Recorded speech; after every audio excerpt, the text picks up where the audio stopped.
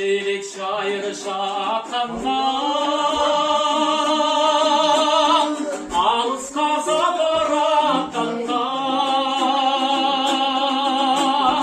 kıymıldat boyuz baratsa boy kıvırıp gözün yaştamdan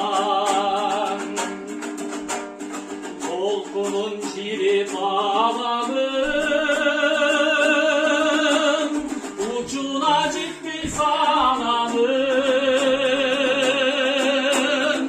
umaram olup kılacakta bir ardındı ulan karadım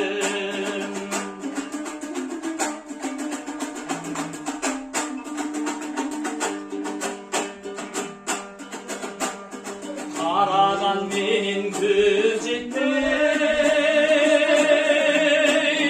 Kapkayda kaldı karamın Elistik bir süpündün ay Caro geri cal cal camalın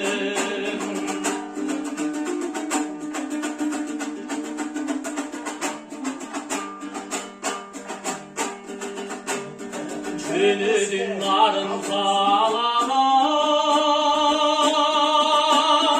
Irmağın sensin sağlama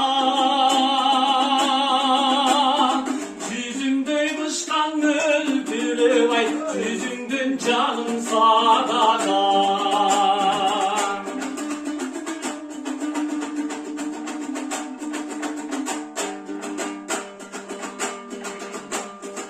Boylo son doğut dümün şak Çoluksak deybin kayraman Tiyatır açıp çakandan boy Narından cazgan sağlamdan